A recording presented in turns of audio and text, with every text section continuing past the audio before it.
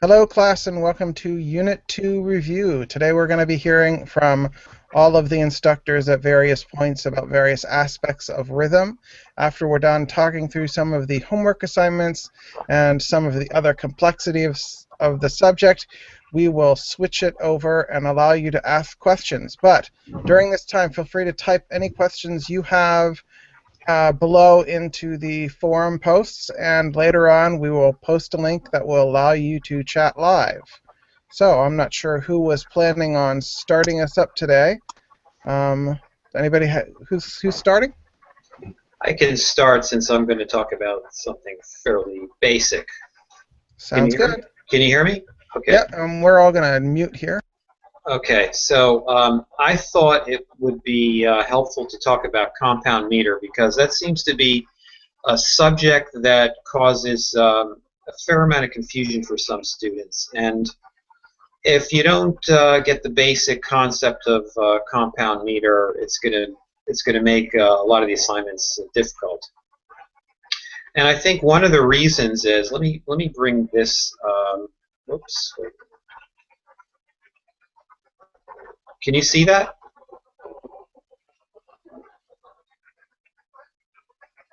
Here we go.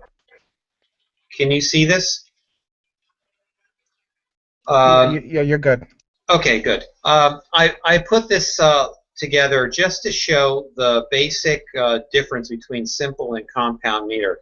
I think one of the reasons that students have trouble with this is because we're all taught when we first learn about music that here's the time signature and the top number is the number of beats and the bottom number is the beat unit. And later we find out that that's not true. Now, I don't know if that is because there is a secret society of evil music teachers, but it does cause confusion. And if we compare them, it might help. So there are 5 measures shown here. All of them actually contain 2 beats. And the simplest one, of course, is here, 2/4 time, and the beat unit is the quarter note, and we have a simple division. Each quarter divides into 2/8 notes. Now here, this is also 2/4 time, and in this case, each beat unit is now divided into a triplet.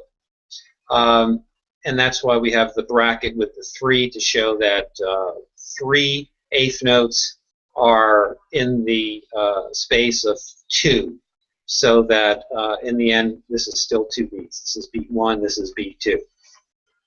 Now the reason I put this is to compare it to, here we have 6/8, which is compound, and this measure and this measure here, compound division, are actually sound identical.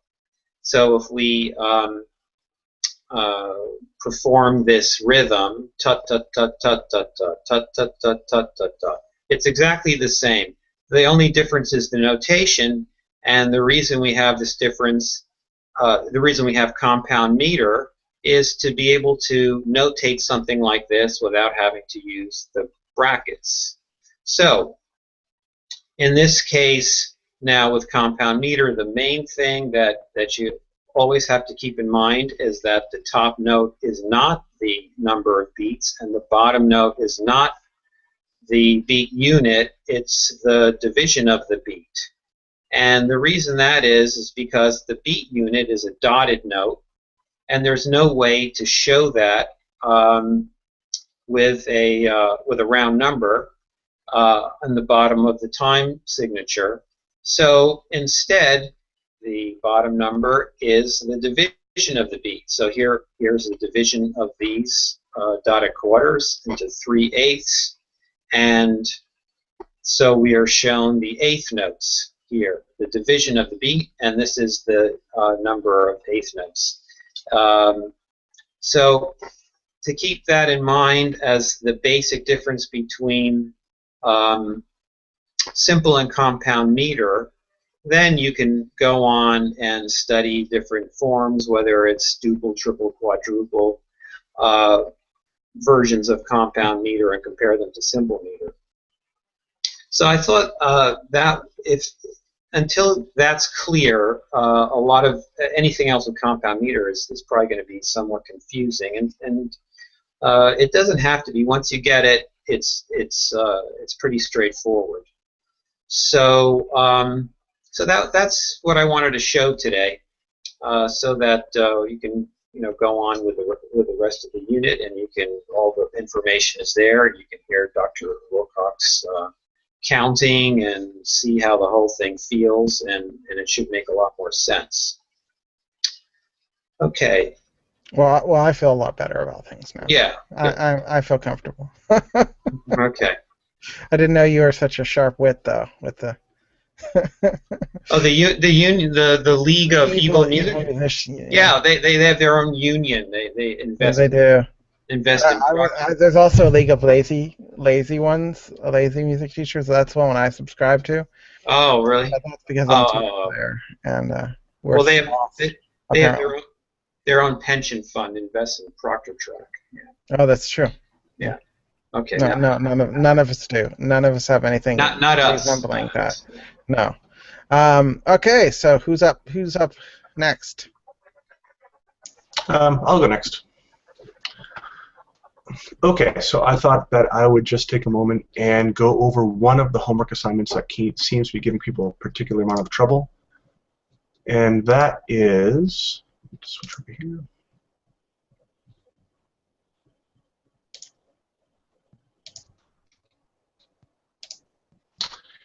Is the homework assignment up? Good. Okay, can everyone see the homework assignment now? Of course, everyone is muted, so if you are answering, I can't hear you. We can. you may want to, use the control period or whatever to make it a little larger on the screen if you want. Okay. Okay, so this is the homework assignment that it looks like is giving people a particular amount of trouble. We are talking about Lesson 7B, Notational Conventions 2. This is Notation Practice HW2. So the two things that you really want to think about with this assignment are, number one, understanding the number of beats per measure. In this example, 3/4, of course, we're going to have 3 beats per measure, compared to 6/8, we'll have 2 beats per measure. And the second thing you want to aim for is to have very clearly identifiable beats when you're all done. So if we take a look at this first example here, we have 4 unbeamed eighth notes right in a row. When I move the correct beaming into place, I should be able to see 3 distinct units, right? I have 3 beats here, so I should, when I'm done, be able to see 3 distinct items here. Now, if this were 6/8, 10th, that's 6/8, then we would expect to see 2 distinct items, a group of 3 eighth notes here, an imaginary middle of the bar, and a group of 3 eighth notes here, represented by an eighth note and a quarter note. If we compare a similar spot to something in 6/8 down here, we have 3 eighth notes. Here, the correct answer, of course, would be 3 eighth notes beamed together. And again, we can see, if we draw an imaginary bar line here, the first grouping of 3 eighth notes and the second grouping of 3 eighth notes. If we were to group this incorrectly, as if it were 3/4, we would end up with something that looked more like this. Okay, so most of you are having problems when we end up with some syncopation, where one of the bar lines or one of the downbeats is somehow obscured. So if you look at this example right here, I want to see 3 groupings of 2, because we're in 3/4, so I want to end up with 3 groupings of 2 eighth notes. But as I go forward, we're going to see that it's not possible in the exact same way that it was earlier. So my first grouping of 2 eighth notes is clear, the 2 16th notes becoming 1, adding with another, giving our first group of 2. But this is where the difficulty is, because this quarter note bisects the downbeat, the third downbeat. So we don't have anything to beam this eighth note to. One of my students having a real difficult problem with this one, and this answer they kept coming back to, where is it, was this. And you can see why this might make sense. You've got an empty flag here. You've got some beams here. They just look like they want to hold hands. They look like they want to get together. But this is a measure of 6/8, not 3/4. We want to have 3 groupings of 2. This is clearly 2 groupings of 3. 1, 2, 3, and then another 3. So this assignment is tricky, and there are some difficulties. Whoops. Including for me, apparently, when I grabbed the wrong answer. But just remember to keep your eye on the meter and look for those distinct groupings, in this case 3 groupings of 2, in the case of 6/8, 2 groupings of 3. And if when you're done, if you cannot see 2 distinct groupings in 6/8 or 3 distinct groupings in 3/4, then you've probably done something wrong. In which case you need to ask a question to either us or post to Piazza, and we can help you out. And that is it for me. Let me get off screen share.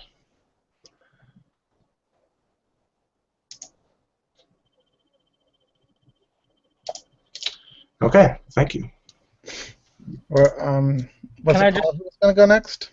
I just want to jump in and comment on what Craig was just talking about, because this whole idea of the beaming and is kind of crucial for your creative projects with the up ante of having to place the bar lines correctly. So one thing I was just thinking about suggesting to you folks, as you're trying to both juggle the idea of beaming correctly within a given meter and placing those bar lines, is working out the basic math about how much is going into each bar and how many divisions you need per bar and so on and so forth. So if you're in 2/4, you know you're always going to need those everything to add up to 2 beats per bar. You can throw in those bar lines accordingly and even jot it out on a piece of paper numerically where everything lines up, and then make notes to yourself about how many divisions would that be. You know, if I'm going down to the 8th note in 2/4, then I'm going to have 2 groups of 2 8th notes. If I'm going down to the 16th note level, I need 4 16th notes and 2 groups of them, and so on and so forth as you're working through them. So you have some sort of rhythmic plan as opposed to just throwing them on the page and then trying to place those bar lines afterwards. It might help a bit in that instance. I'll follow up on that also. One of the strategies you can use for the creative project, which kind of builds on what was just said, is you can actually start by doing a complete measure and then either simplifying that measure, combining things, or taking away things to create a rhythm. So for example, if you're writing a measure of 6/8, it might help you to actually start by putting in 6 8th notes, then your bar line, and then grouping together some of those 8th notes after the fact to a quarter note or a dotted quarter note after you've already identified the length of the full measure and put in the bar line. Same thing with 4/4. You could start by putting in 4 quarter notes, your bar line, and then elaborate by turning some of them into 16th notes or turning some of them into 8th notes. And that will help you, as Professor Undriver was saying, make sure that you get the right bar line and make sure you're not just starting at a random spot, putting rhythms sort of in an abstract, random manner, and then hoping it works out when you get to the bar line that you're not in the middle of a note.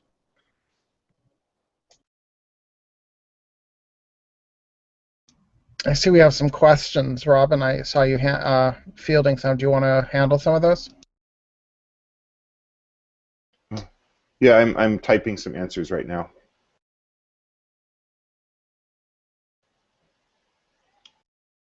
You're muted. Do you want to share them with the class? Oh, you mean verbally? Yeah. Tell us what the questions are. So. Yes, good point. My internet seems slow. I'm offended. It is like you yourself, a little slow sometimes. Oh. I blame the snow, something you California boys know nothing about. Hey, I'm from Pennsylvania. Don't I live here, but don't accuse me of being from here. That's offensive. Right. Anyway, question answers. Kinga, yes, assignments 8 and 9 are extra credit because they are optional. They're 1% each. So and there's lots of fun, so you should do them. And Leandro, I was just double checking what you mean. So I was just sort of thinking through the answer, so I don't have one yet. But in general, the lessons ask for some careful listening to hear meter, but it is a skill that develops over time. So in general, the assignments don't ask for the same level of hearing that is presented in the lessons. The assignments tend to be more nuts and bolts stuff that you can do visually, and as long as you understand the concepts. But we're not going to ask you to listen to a piece of music and identify the meter by ear necessarily in the assignments. Hope that helps. And if you can, for 7B homework, if you can post a screenshot of the answer you're giving, maybe we can talk about why it might not be marking it correct. Okay, back to whoever. Hi, I could talk about the creative project if you guys would like. Can you hear me? Sounds good. Sure, go for it.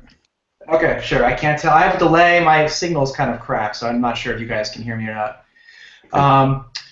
Yeah, so I prepared a little, let's see if this actually works. Google Hangouts. Let's see. It's the green. If you go to the left, it's the green and arrow. Yeah. Let's see. Can you see my screen now? Okay. Yes. Can you guys see this? Yes. Okay. So the creative project, just like the Unit 1 creative project, has 3 steps. You have to create a Flash tool here.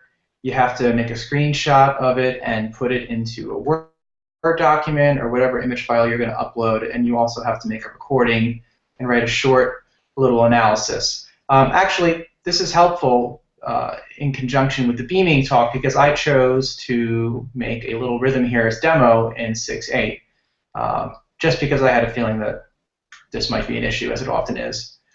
If you look here, every measure, as Craig and Paul both wanted, clear, distinct groups of 2, right? It's hard to group quarter notes with 2, but essentially here's one group, here's the second group. Here's one group, here's the second group. Now I could take any one of these measures. Say I took this measure, right? Or maybe this measure. Let's take a look at this measure. So right now, this is in 6.8. Here's one tuplet, here's the second tuplet. The beam shows 2 distinct beat units. Now, I could do something like this. Let's take this, and then I'm going to take 16th note tuplet, and then I'm going to take that and that. Oh, not good at using this tool. Oh my god. Okay, any which way. So now I have the exact same rhythms here as I do here, but it's now beamed incorrectly. You'll get marked wrong for this because in 6 distinct beat units, in this particular creative project, I now have 1 beat unit, 2 beat units. Well, it's not correct, basically. It's no longer clearly 6.8. So you got to make sure that your beaming is correct also in your creative project. And let's get rid of those. Can you guys still hear me? Hello? Can you guys hear me? Yes, yes. Yep. Okay, I can't. It's like so silent. I can't. Well, tell it's what's supposed to be going on. silent, so we have a reasonably decent audio quality. Yeah, I like a live studio audience, but okay, let me continue. Well, I can stay here and make fun of you as long as you need me to. That's always an option, you know. Okay. Cool. I'll just hang out here and just wait. Yeah. Nice, Wait nice. for an appropriate moment. Cool. Thank you. Makes me feel better. Okay, so basically my point is you got to follow all the rules of rhythm in your creative project. Now, I personally give a little bit of credit when someone attempts to do their project in 6.8. That goes far with me because I appreciate them trying to challenge themselves to do this. And this is also a great way to really get compound meter down by creating your own rhythm. And I think Craig had a great point of starting out with a measure full of triplets or a simple version of it and then changing the melody around or the rhythm around to make it more interesting. So I have more than 2 lines done. Now I need to make a screenshot. Now on an Apple computer, what you do is you hit Command, Option, or Command Shift 4, and you see how my mouse crazy little bullseye target. Click the mouse, hold it, and it's going to now capture. So I'm going to just capture nicer, but oh well. The camera click sound happens. So my desktop here. Now here's what I made earlier. What I'm going to do now is I'm going to pull up a Word document, blank Word document. I'm going to drag it onto the document, and you can go ahead and use right below there and put it to box or the assignment itself. And in terms of making the recording, you need a particular instrument to do this. You could literally a fever and you need a cure. You can get crazy. You know, do as crude as you want. You can make it as fancy as you want. Just get some sort of recording of you tapping out this rhythm. This rhythm here might be a little, you know, you can use your imagination. Yeah, I don't know. That about covers it.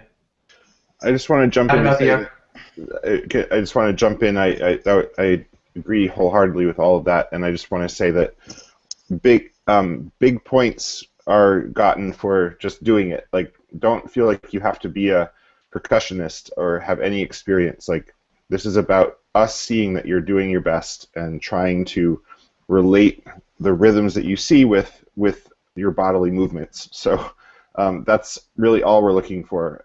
It doesn't have to be perfect. It doesn't have to be polished. It doesn't have to be, you know, studio ready.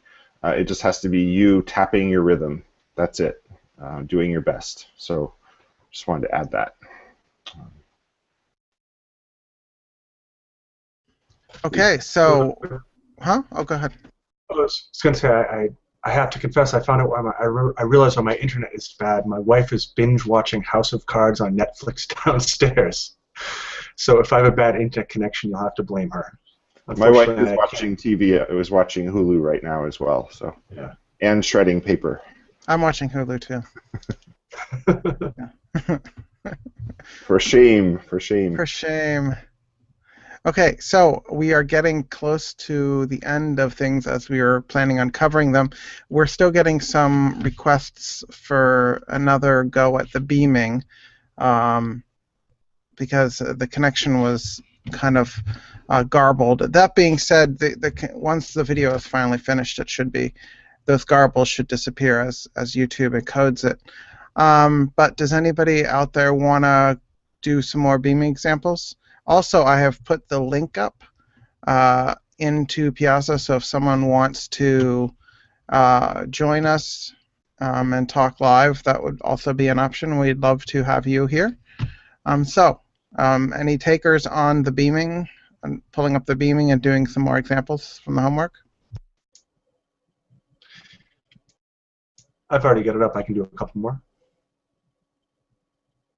Sure. But if my connection was bad before, it may not be helpful. But I can do a couple more. Hold on. Let me just pull this up again. I'll bring mine up as well, so when you want me to take over, I can. Okay.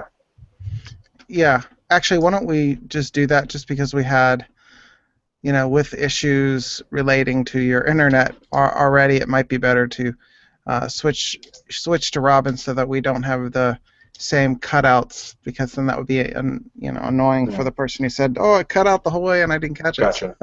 Yeah.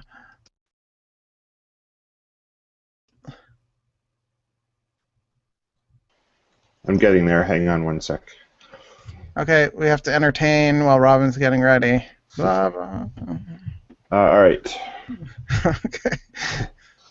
Where's the other capering? I need more capering. No? Um, No capering? Any good Proctor Jack jokes? Only for Californians. Proctology track. Ooh. It's not a good joke, but Actually, I quite wanted to, while I'm sharing my screen, I wanted to make a general point first, which is, I don't know if you can see this. It's the chart from Unit 4, from Lesson 4. Can you all see that? It says across the top. It says duple meter, triple meter, quadruple meter. Along the side says simple and compound. And the point of this is that these 6 meters defined by this chart are all of the possible meters that you are going to study, except in the asymmetrical homework, which is optional. There's really only 6, and one of the horribly confusing things about rhythm designed by the League of Evil Teachers is that time signature, there's many more time signatures than there are meters, and that means that a single meter can have this multiple different time signatures. So if that's something that has tripped you up, just be aware of that. Just as a quick example, 2/4 is 2 quarter notes in the bar. 2/2 is 2 half notes in the bar. Those are both simple duple meter. They're the same meter, 2 ways of writing the same meter. So I'm not going to go into depth on this, but I just wanted to mention that if you have these 6 meters firmly in mind, all of the time signatures flow into this, and hopefully that will help you. Okay, I'm going to switch. How do I switch windows within my... Okay, hang on. I'm going to stop and then jump over here. Can you all see this? I don't want to... Yep. I don't want to repeat what other people did, but did anyone do this one already? It's kind of hard to tell because they're randomized, but I would just go for it. Okay, I think that's fine. All right, I'm going to pretend that, as I think Craig did, I'm going to pretend this is... I'm going to do it in 6/8 and then show you what it would be in 3/4, which would be wrong in this case. As Dr. Lebec said, what you're looking for, and I think this is really important, is look for visual units. The point of music notation is to be easy to read. It should be clear to the person reading it what the metric structure is. And if you have this long sequence of undifferentiated stems with flags, it's really hard to see the structure that binds them together. And that's kind of the point of the beams. And so what you want in 6/8, because it's actually a duple meter, it has 2 main beats, and each beat has 3 divisions. You want 2 main visual items. In other words, 2 beams, two beams that unify all the notes within each of those beams. So the trick is to just do some quick addition, figure out how many notes can go under each beam. So 1, 2, 3 eighth notes. I'm going to say that is 1 beat, and then I have to find my 3/8. And then the second one, I mean, we kind of now know that the rest of them all have to go under 1 beam, but just to double check, 1 half, half, half, half, that adds up to 3. I'm talking about 1/8 note, half of 8 notes, not halves of beats. Sorry if that's confusing. Then you grab this one, and again, you end up with this nice 2 visual units that makes it much simpler to read this. Now, if this were in 6/8, if this were in 3/4, you would want 3 visual units. And so you would be dividing these into 3 groups of 2/8 notes instead of 2 groups of 3/8 notes. So we'd have, this would be beat 1, same thing for beat 2, and then beat 3. So this would be the same set of durations, but in 3/4, I'm going to black out the 6/8. This is 3/4. So hopefully this kind of thinking is helpful. You just have to be really methodical and kind of trust yourself that you are counting right, and also just be careful with the counting. And also, as was already said, the red notes are especially confusing. We get a lot of questions about that. And just keep in mind that those are notes that cannot be beamed. So that's why we've marked them red, because they they fall outside. They cross over beats, or they, for example, the last note can't be in a bean because it doesn't have anything after it to connect to. Any thoughts or corrections? Did we cover notation practice homework 1? I don't remember. I was Not answering questions. specifically, not specifically, no. And the person you asked to give screenshots said she couldn't give screenshots, but Lindero, I'm not sure, is it a boy or a girl? But they gave codes, and the problem with the codes is that it's all randomized, so if we can't see what you're seeing, there's no easy way for us to help you. We don't know what code goes to what question. As I said, because it's randomized. But let's see if we can cover some aspects of these assignments with a little more detail and see if we hit some of the things you have trouble with. And you can also write to your specific instructor, who will be able to pull up your specific quiz and see what questions you're getting, and that should be able to help. Can you all see my screen with notation practice homework 1? Yep.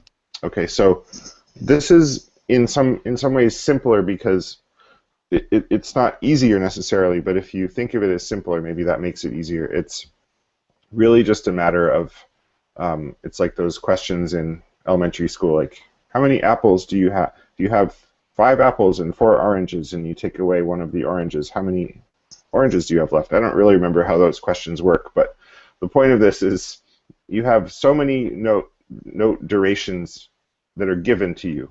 How many more do you need in order to fill up the bar? That's kind of the part 1 of the question, and that's relatively simple. I think what can confuse people is which one and how does it divide up. So let's look at this one. So we have 3, 4. That is 2. Is 3 quarter note beats. The half note takes up 2 of them. Then how many beats does this take up? And this is where you need to be really good at math. You're probably all better at math than I am, and even I can do this, but with great difficulty. So 1 beat is a quarter note. An eighth note is a half of the quarter note. The dot adds half of the eighth note, which is a quarter of a quarter note. That means that note is 3/4 of a quarter note, which means that we need 1 more quarter of a quarter note, which is a 16th note. I don't know if that language is helpful to people, but that's kind of how I do it. Like, break each note down and think of it as quarters and halves and so on. So a quarter of a quarter note is a 16th note. Voila. Now we have 2 quarter note beats. 1/4 value is missing. So here you might say, well, why not do 2 of these? That would answer the question. But here's where you need to keep in mind that we are asking for the simplest and least number of rests or additions possible. So if there's a larger value that incorporates both of those, you need to use that instead. And in this case, 1/4 rest incorporates 2 eighth rests, and that is the correct answer. When it's in the middle, it can be trickier, because then you kind of have to go forward and back. So let's see. We have an eighth rest, or eighth note, 16th, eighth dotted quarter. This is tricky. So in this case, what I would do is work backwards. I would say quarter note, dotted quarter note, that's a beat and a half. There's the other half of the beat. So here we have 2 beats incorporated in these 2 notes. The rest of the notes all have to fit into 1 beat. Here we have a quarter of a beat. Here we have a half of a beat. So we need 1 more quarter of 1 beat. And 1 beat is a quarter note, and a quarter of a quarter note is 16th value. And there you have it. I feel like I've been talking for a long time. Just to give you all the answers for this one, it's your lucky day. If you get an entire measure of empty space, you need to fill it with 1 value that will fill up the entire measure, and that's a dotted half rest in this case, which equals 2 beats plus half of 2 beats, which is 1 beat. 3 beats, that's 3/4. All right, I'm going to stop talking now. I think I've gone on long enough. Oh. I have a slight tangent, if you don't mind taking one. Dr. McClellan mentioned that the bar lines and the groupings are important so that you can understand music and read a little easier. If you want to take a look at what music looks like without these, let's see, can everyone see this? So this is a piece by Monteverdi from the late 1500s. You can see here that is basically a quarter note followed by 2/8 notes, quarter note. There are no bar lines at all. There's no beaming. And you can see how much more difficult this would be to read than it would be if it were written conventionally with modern notation where we have beams and bar lines. This looks just like a undifferentiated sea of notes. And frankly, it makes our modern notation look simple by comparison.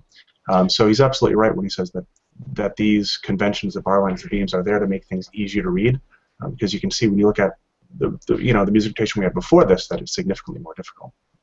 Yeah, I don't know if this is reassurance, but Dr. Levesque is absolutely right that music notation evolved through many, many generations of musicians. It's not like somebody just invented it whole cloth all at once, and as such, it really responded to thousands, millions of musicians over many generations, refining it and using it every day to actually play music. And things that didn't work got thrown out. Things that were confusing got well, okay, not entirely. There are things that probably should have been thrown out that are still part of it. But for the most part, it really makes sense. It's really clear. It's logical.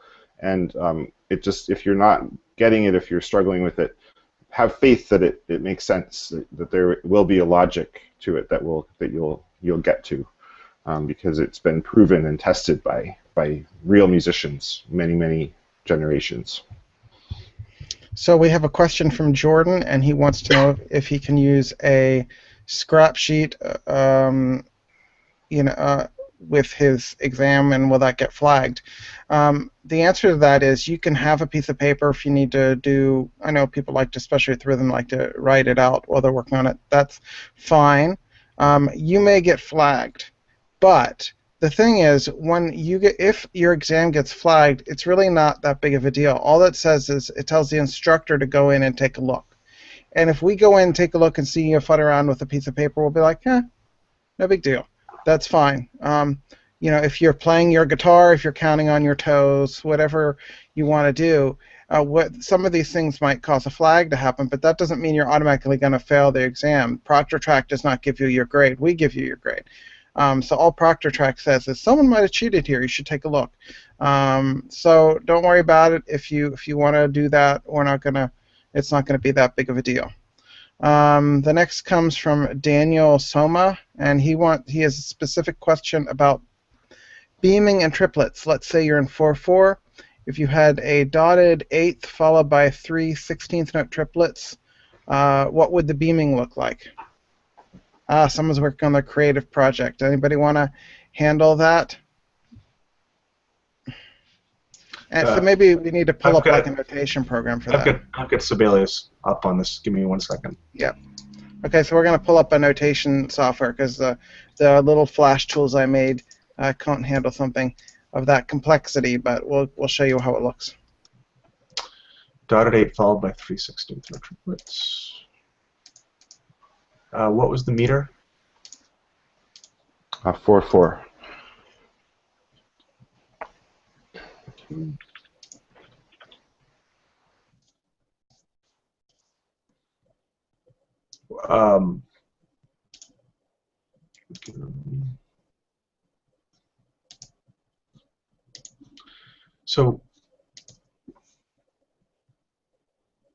So you wouldn't be able to do the 16th note triplets because that wouldn't fit. The 3 16th note triplets wouldn't fit within the last 16th note available in 4/4, right? So you would be able to do 3 32nd note triplets, and that would fit within the last available 8th note. So let me show you both examples here. Hold on.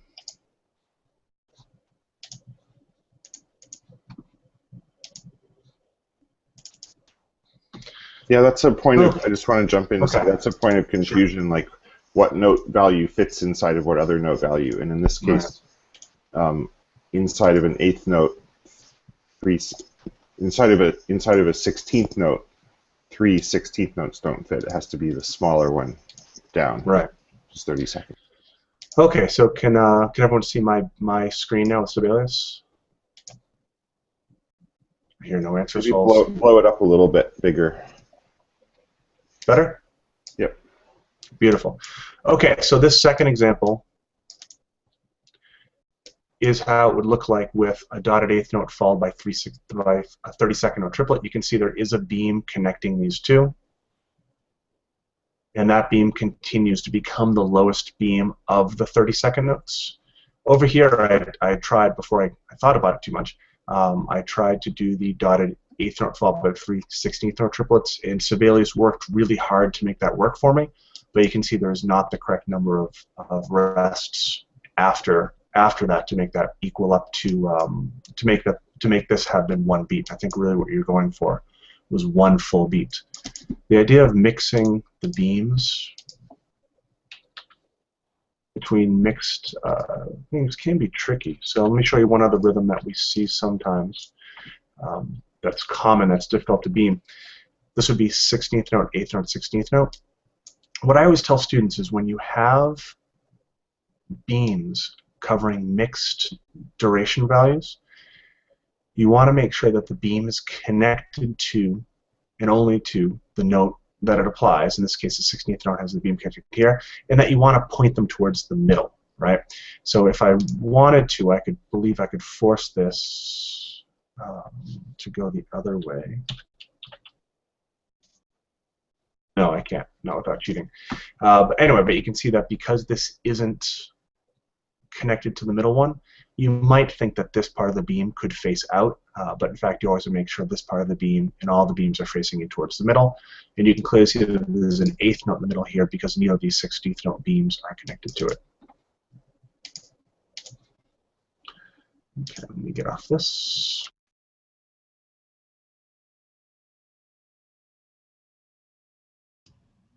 So it seems like we've run the gamut of questions, and I'm sure we'll be seeing more questions come in from students directly to the instructors.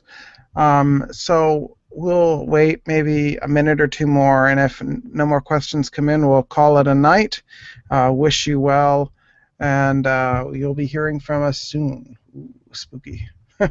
Anybody else have anything else they want to contribute before we sign off for the evening? I'm wondering why Monteverdi never took this course. No, well, there wasn't the internet, I think, back then. That was. I think he thought he was too good for it. That's the He thought it was too good for the internet? for this course. Oh. He's like, I'm already a famous composer. What do I need this course for? But he had a lot to learn. He could have learned a lot from us. I'm sure. Yeah, I'm sure that's not the case. Yeah, his internet connection was too slow. That's the other problem. Way too slow. Too slow and no antibiotics.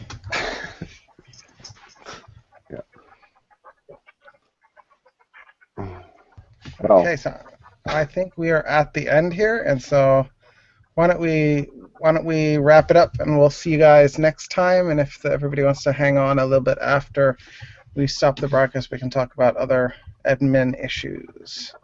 All right, signing off. See ya. That's all we have. stay safe in the snow.